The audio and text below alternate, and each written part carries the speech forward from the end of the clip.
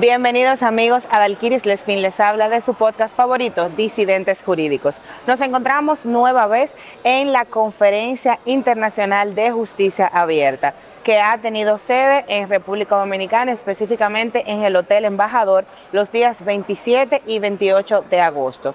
En este espacio, en estos 2 días, hemos tenido y contado con paneles de diferentes autoridades a nivel nacional como internacional, expertos en la materia de justicia abierta. Y justamente hemos podido abordar este tema tratando como eje central del mismo lo que es la transparencia, la rendición de cuentas y el lenguaje de las sentencias desde un punto de vista llano y óptico que sea entendible para la población. Este va a ser un recorrido que vamos a hacer juntos y vamos a ir llevándole paso a paso todas las incidencias que ocurrirán en este segundo día de la Conferencia Internacional de Justicia Abierta. Quédense para más.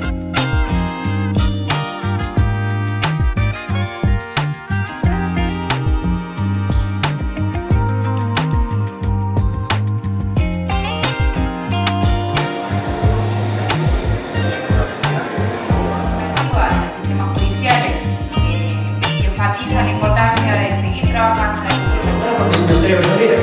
Cerca de mi casa, yo soy de Chile, y cerca de mi casa hay un café.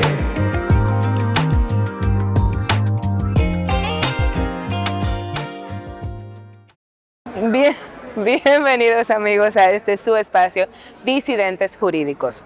Hoy nos encontramos nueva vez en la segunda jornada de la Conferencia a nivel internacional de Justicia Abierta. Y en este momento tenemos el privilegio de contar con José Luis Ros, quien es director de Maestría de Gobierno Abierto de UNIR. Bien. Encantado, muchas gracias. ¿Cómo estás? Muy bien, muy bien. Qué bueno, José Luis. Estar aquí contigo. Encantada de tenerte por acá.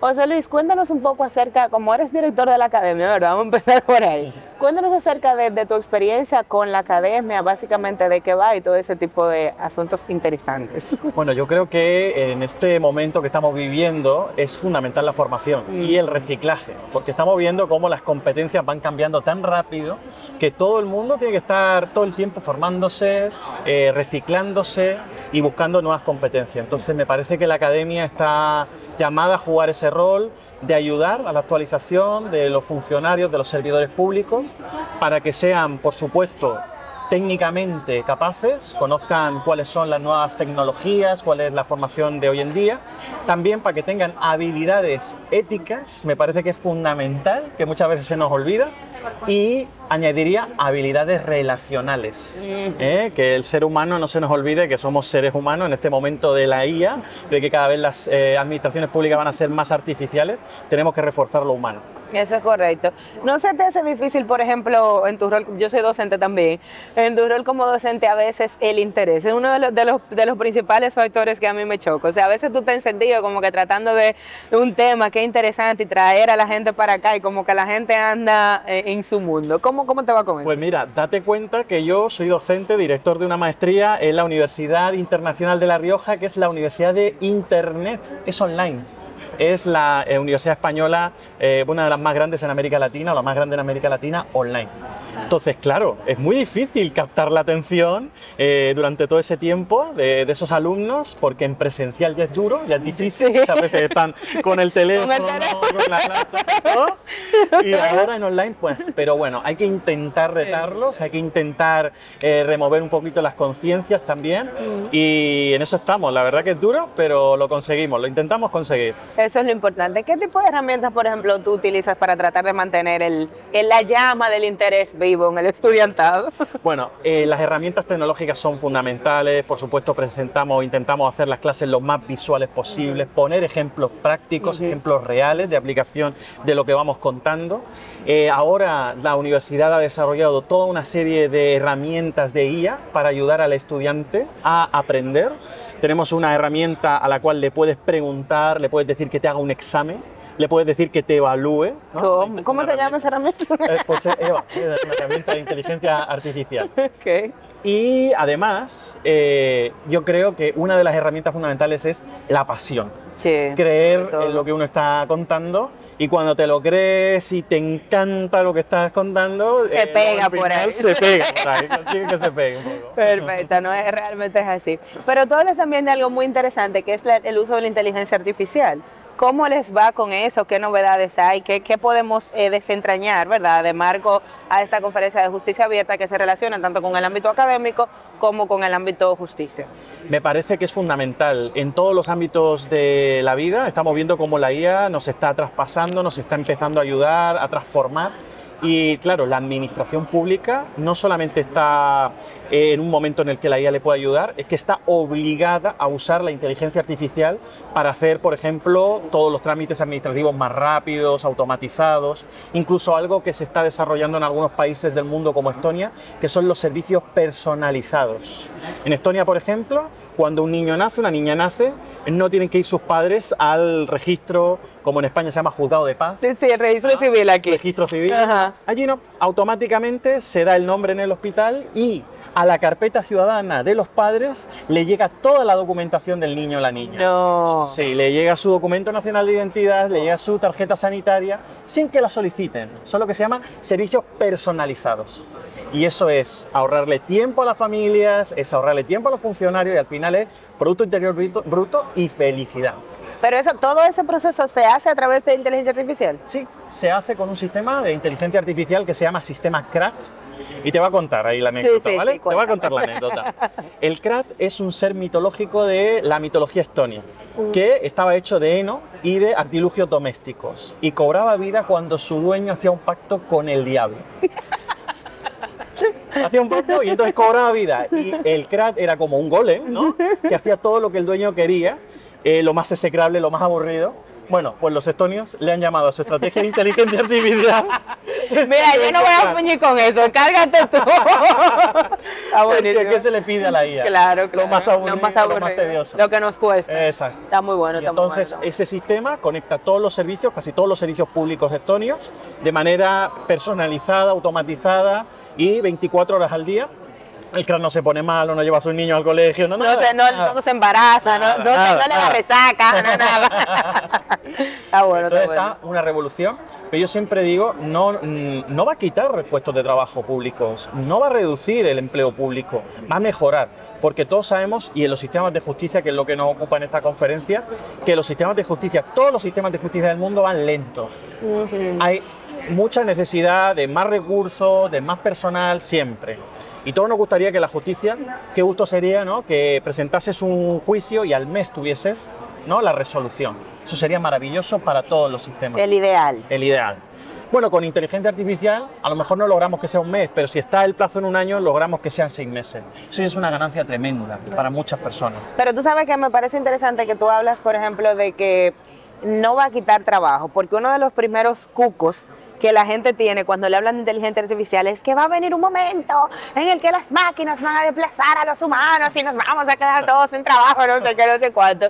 Y es interesante que podamos entender eso, o sea, al final de cuentas es bueno utilizarla, que va de la mano con todo lo que vamos a hacer, pero no es como que tú, por ejemplo, que ese sistema que tú estableces te está quitando a ti tu trabajo, te está ayudando a eficientizarlo. Te está ayudando, vas a ser mucho más capaz. Y yo siempre digo en mis conferencias, digo, mira, la IA no te va a quitar el trabajo, pero sí te la puede quitar una persona que sepa usarla mejor que tú. Claro. Entonces los administradores públicos lo que tienen que hacer también es formarse, reciclarse, porque vamos a necesitar gente que sepa programarla, pero también que sepa liderar equipos que usen inteligencia artificial. Entonces ese es el reto que tenemos hoy en día. Yo creo que no nos va a quitar el trabajo, nos va a ayudar. Está muy fuerte ese reto. Y con relación, por ejemplo, al sistema de justicia abierta de cara al uso de la IA, el uso de datos, etcétera, etcétera, ¿cómo ha sido, por ejemplo, si podemos hacer una comparación entre cómo se manejaba el sistema de justicia antes, cómo se maneja ahora, cuáles son las ventajas que ha traído esta modernización, si se quiere? Bueno, hay muchas diferencias. También es cierto que va por países. Por ejemplo, en República Dominicana vemos un mayor interés, ¿no?, de parte del sector judicial. Aquí vemos la presencia en esta conferencia de todas las instituciones, algo que me maravilla. En muchos países de la región no pasa, no sucede, así que enhorabuena por eso, porque hay interés, pero todavía tenemos muchísimo camino por recorrer. para además, yo siempre digo que la justicia, y la digo la administración, tiene que ser inteligente y abierta. Entonces, hay que aplicar inteligencia artificial y apertura, de la mano. Son dos caras de la misma moneda. Si aplicamos automatización, algoritmos, inteligencia artificial y no somos íntegros y no somos participativos y no rendimos cuenta, la gente no va a confiar, la gente no va a aceptar y la gente no va a apoyar todo ese proceso. Y se va a satanizar aún más. Exacto. Porque entonces, no, esas son decisiones que están saliendo de que...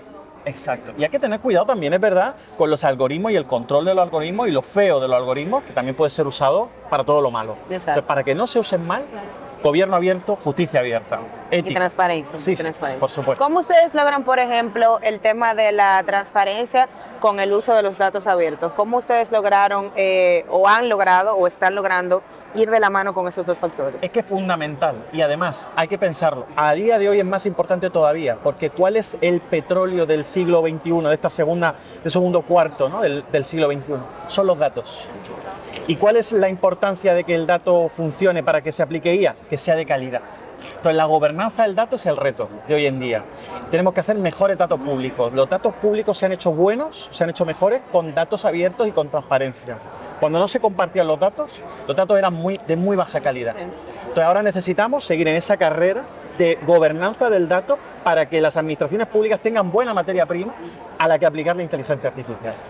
En tu opinión, esa apertura de datos ha robustecido las decisiones judiciales. Yo creo que sí, yo creo que lo ha hecho bastante, pero todavía hay un camino bastante importante que recorrer, sobre todo porque en muchos países de la región hay desconfianza de los sistemas judiciales, hay, por supuesto, casos de escándalos, en todos los sistemas hay escándalos, claro. Hay ineficiencia, hay casos de corrupción. Entonces, para que mejoremos esto, la IA también nos puede ayudar mucho, porque la IA toma decisiones imparciales si la configuramos correctamente. El ser humano casi nunca toma decisiones imparciales, incluso, ¿no? Los sistemas judiciales se pueden ver más imparciales con apoyo correcto, no con sustitución. No queremos que haya jueces robots, eso es muy feo también. Queremos que haya mejores jueces con apoyo de la inteligencia artificial. ¿Cómo tú crees que se podría lograr eso? Bueno, hay que emprender una revolución. Que ya está en camino, ¿verdad? Digamos. Sí, ya vemos pasos en el buen camino, ¿no? Pero es verdad que hay una apuesta decidida por parte de los gobernantes, de las instituciones, que esta es la que yo estoy viendo aquí, más que en cualquier otro país de la región. Yo te diría Costa Rica y República Dominicana son los dos claros casos en los que veo un compromiso del sistema judicial para mejorar e innovar, pero luego hay que dotar de recursos todo eso. Sin recursos no vamos a conseguir ese cambio tan fuerte. Entonces, tenemos que ser conscientes que esto no es gratis, que esto va a costar dinero, pero que no es un costo, es una gran inversión. Claro. A largo plazo. A largo plazo es maravilloso, la seguridad jurídica que puede producir todo eso, el crecimiento económico. Lo han demostrado los actuales premios Nobel de Economía, son neoinstitucionalistas, que se llama. Han demostrado que con buenas instituciones públicas se crece más. Entonces, si mejoramos la justicia, que es el kit de la cuestión, es la piedra angular, mejoramos toda la economía de un país. Totalmente de acuerdo. Bueno, este es un problema realmente, pero lo importante es que estamos en el paso y en el camino. A mí me llama mucho, por ejemplo, la atención el tema que tú hablas de la corrupción siempre. Aquí nosotros tenemos muchísimos casos de corrupción, en todos lados se cuecen habas y eso siempre va a ser un tema que va a ser neurálgico. Desde tu perspectiva, ¿cómo tú crees que podría influir positivamente o negativamente el uso de la inteligencia artificial con esta disminución de esa corrupción que se pudiera dar o que se pudiera manejar? Si aplicamos correctamente los algoritmos nos pueden hacer, punto uno, que la rendición de cuentas sea mucho mejor, que las banderas rojas, ahora se pueden hacer alertas tempranas de casos de corrupción. Entonces, podemos desarrollar sistemas... Párame eso ahí, como alertas tempranas, desarróllame ese tema que está como interesante. Mira, es apasionante, aquí nos vamos a tirar una hora, ya verás, porque a mí me encanta. Mira, una de las aplicaciones más potentes de la IA es el control de la corrupción, el control del fraude fiscal. Yo te pongo un ejemplo, la Agencia Tributaria Española está aplicando la inteligencia artificial para detectar patrones de fraude. Okay. Nos dicen los compañeros de la Agencia Tributaria que cuando salta esa alerta hay un 90% de probabilidad de fraude. Le estamos ahorrando un montón de trabajo a un funcionario de alto nivel de la administración pública, de alto sueldo también, claro, para que se concentre en lo más importante. Y se detecta muy bien la corrupción, porque donde tú y yo vemos una declaración extraña, una forma de expresarse extraña, la IA no ve algo raro, ve un 99% de probabilidad de fraude, un 50% de probabilidad de corrupción, ve probabilidades y va aprendiendo de los casos.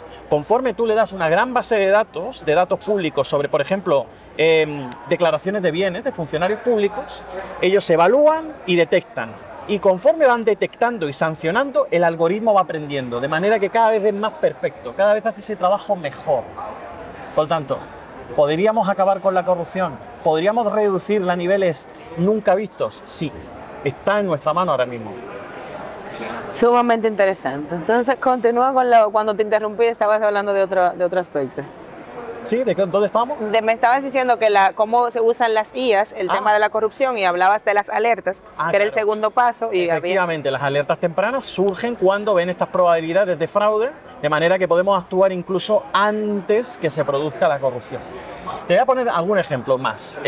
Por ejemplo, el sistema perfecto de México, un sistema de alerta en obras públicas.